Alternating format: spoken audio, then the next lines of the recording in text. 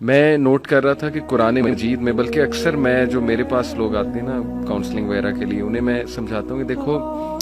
قرآن میں کوئی بھی ایک سٹوری بھی ہوپ لیس نہیں ہے، دنیاوی نتائج کے حوالے سے بھی، ایک تو ہے نا اخروی نتائج کے حوالے سے تو ہوپ لیسنس ہو ہی نہیں سکتی مومن کو، دنیاوی نتائج کے حوالے سے ہوپ لیسنس نہیں ہے۔ آپ دیکھیں حضرت یعقوب علیہ السلام،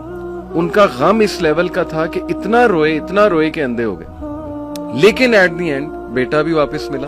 بادشاہ بن کے واپس ملا، اور بینائی بھی واپس آئی۔ حضرت ایوب کا میں تفسیر پڑھ رہا تھا، اکثر بھی سورہ انبیاء میں کافی انبیاء کو اللہ تعالیٰ نے ڈسکس کیا ہے، اسماعیل علیہ السلام، ذوالکفل، سلیمان، داؤد، سب کے بارے میں نا پھر اللہ کہتے ہیں کل من الصابرین، all of them were patient، اور اللہ تعالیٰ نے ان پہ رحمت کی۔ بہرحال تفسیر میں پڑھ رہا تھا کہ ایوب علیہ السلام کو اللہ نے بہت پین سے گزارا، یعنی وہ رو پڑے، اور انہوں نے کہا کہ ندا لگائی جب انہوں نے کہ انی مسنی الضر وانت ارحم الراحمین، کہ اے میرے رب تکلیف نے مجھے چھو لیا ہے اور تو بے شک تمام رحم کرنے والوں میں سے رحم کرنے والا ہے۔ تو لکھا ہوتا ہے تفسیر میں کہ the reason اللہ تعالیٰ made him go through all this tough time was to tell everyone کہ میں اپنے پیاروں کو تکلیف سے گزارتا ہوں، یہ نہ سمجھنا کہ میں تم سے ہیٹ کرتا ہوں یا میں جو ہے وہ کوئی تمہیں پنش کر رہا ہوں، کیونکہ دیکھو اگر ایوب گزر سکتے ہیں اور انبیاء گزر سکتے ہیں تو مے بی اس میں کوئی بہت بڑی حکمت ہے، پین میں، غم میں، تو لیکن یہ کہ اینڈ میں ریلیف آیا۔ اللہ کہتے ہیں ہم نے اسے ریلیف دیا اپنے بندے کو، اس کے اولاد اسے واپس کی، وائف تو ساتھ تھی ہی لیکن یہ کہ اولاد بچھڑ گئی تھی۔ اسی طرح آپ دیکھیں زکریا علیہ السلام اولاد نہیں تھی، رو پڑے۔ مریم علیہ السلام کو ایک دن دیکھا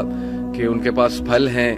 بے موسمی پھل ہیں، تو دل میں خواہش کی اور نماز میں اللہ سے دعا کی کہ اللہ اگر تو بے موسمی پھل دے سکتا ہے تو تو مجھے اولاد بھی دے سکتا ہے، تو اس پہ قادر ہے۔